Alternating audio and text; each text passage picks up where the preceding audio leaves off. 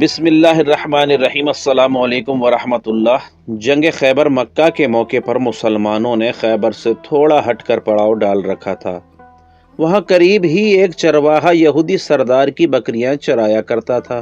جب اس نے دیکھا کہ مسلمانوں کے لشکر یہاں موجود ہے تو اس کے دل میں مسلمانوں سے ملنے کی خواہش پیدا ہوئی۔ وہ دیکھنا چاہتا تھا کہ مسلمان کیسے ہوتے ہیں، کیا کرتے ہیں، کیا کھاتے پیتے ہیں اور کیسے عبادت کرتے ہیں۔ چنانچہ وہ چرواہا بکریوں کو چراتا ہوا مسلمانوں کے لشکر کی طرف آ گیا۔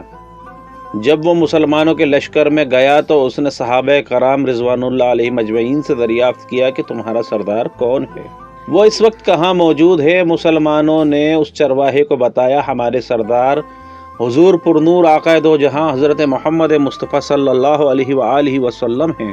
صحابہ کرام نے ایک خیمے کی طرف ہاتھ کا اشارہ کرتے ہوئے فرمایا کہ ہمارے آقا محمد صلی اللہ علیہ وآلہ وسلم اس خیمے میں موجود ہیں۔ جب چرواہے نے اس خیمے کی طرف دیکھا تو خیمہ بہت ہی سادہ تھا۔ وہ چرواہے نے سوچا کہ یہ لوگ مجھ سے جھوٹ بول رہے ہیں۔ اس کو اس بات پر یقین نہیں آ رہا تھا۔ اس کے ذہن میں یہ سوال چل رہا تھا کہ اتنے بڑے سردار اس معمولی خیمے میں کس طرح رہ سکتے ہیں۔ اس کے خیال میں تھا کہ اتنے بڑے سردار بڑی شان و شوکت اور ٹھاٹ باٹ سے زندگی بسر کر رہے ہوں گے۔ جب وہ خیمے میں گیا اس نے دیکھا کہ خیمہ کھجور کے پتوں سے تیار کیا ہوا تھا۔ آخر وہ چرواہا نبی اکرم صلی اللہ علیہ وآلہ وسلم سے ملنے کے لیے خیمے کے اندر داخل ہو گیا۔ اس نے نبی اکرم صلی اللہ علیہ وآلہ وسلم سے دریافت کیا، اے مسلمانوں کے سردار، آپ کس دین کی تبلیغ کر رہے ہیں؟ حضور اکرم صلی اللہ علیہ وآلہ وسلم نے چرواہے کو دین اسلام کی دعوت دی۔ چرواہے نے آقا دو جہاں صلی اللہ علیہ وآلہ وسلم سے عرض کی، یا رسول اللہ صلی اللہ علیہ وسلم، اگر میں اسلام قبول کر کے مسلمان ہو جاتا ہوں تو میرا رتبہ اور مقام کیا ہوگا؟ نبی کریم علیہ الصلاۃ والسلام نے فرمایا، آپ ہمارے بھائی بن جاؤ گے، ہم آپ کو گلے لگا لیں گے۔ آپ صلی اللہ علیہ وآلہ وسلم کی بات سن کر چرواہا بہت ہی حیران ہوا اور عرض کرنے لگا، اے آقا صلی اللہ علیہ وآلہ وسلم، کیا آپ مجھ سے مذاق فرما رہے ہیں؟ ایک معمولی سا اور کالے رنگ کا آدمی ہوں، آپ اتنے بڑے سردار، آپ میرے جیسے غریب سیاہ رنگ اور بدبودار جسم اور لباس والے بندے کو کس طرح گلے لگائیں گے؟ نبی اکرم صلی اللہ علیہ وآلہ وسلم نے چرواہے کو یقین دہانی کروائی کہ میں آپ کو ضرور اپنے گلے لگاؤں گا۔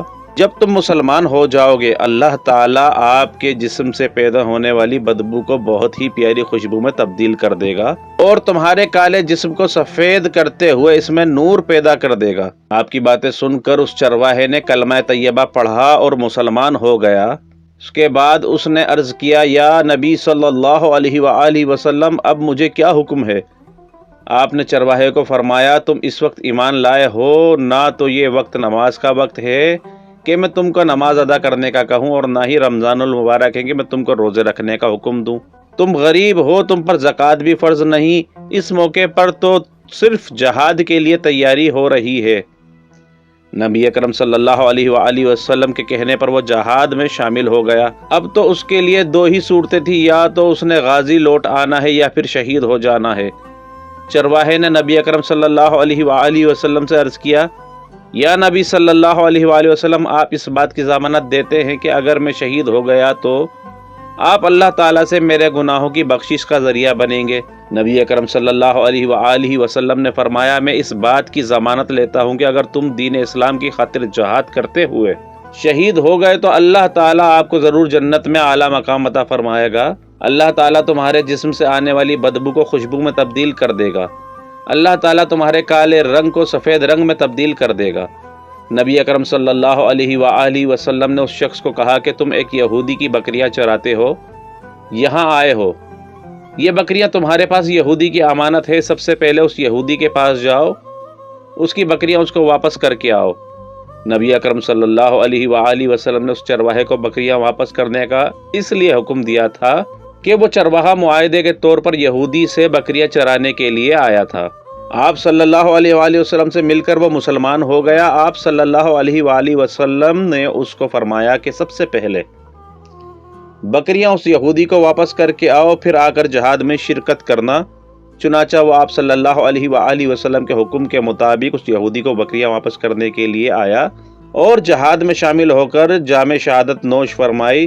جب جنگ خاتمے کو پہنچ گئی تو آپ نے صحابہ کرام کو ایک جگہ جمع ہوتے ہوئے دیکھا تو آپ نے صحابہ سے دریافت کیا کیا بات ہے، سب یہاں اکٹھے کیوں ہوئے؟ صحابہ نے عرض کی یا رسول اللہ صلی اللہ علیہ وسلم، جنگ میں ہماری طرف سے ایک ایسا شخص بھی شہید ہوا ہے جس کو ہم میں سے کوئی بھی نہیں جانتا۔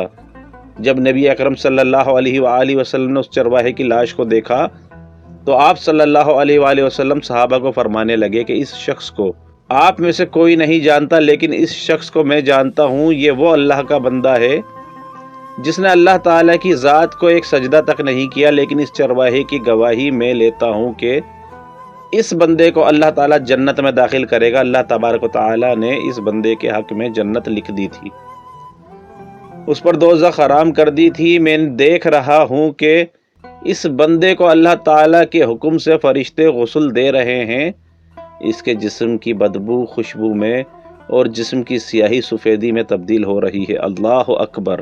محترم ناظرین کرام، اندازہ کیجئے اگر کچھ عرصہ پہلے اس چرواہے کی موت آ جاتی تو سیدھا جہنم میں چلا جاتا، اور اب اس کی حالت میں موت آئی ہے کہ ایمان لا چکا ہے اور سرکار دو عالم صلی اللہ علیہ وآلہ وسلم کا غلام بن چکا ہے، تو اب اس کے حق میں اللہ تعالیٰ نے اتنا بڑا انقلاب پیدا فرمایا۔ اسی لیے فرمایا اعتبار خاتمے کا ہے، اسی لیے بڑے بڑے لوگ لرز رہے ہیں اور یہ دعا کرتے ہیں کہ خدایا حسن خاتمہ عطا فرمائیے، ایمان پر خاتمہ عطا فرمائیے۔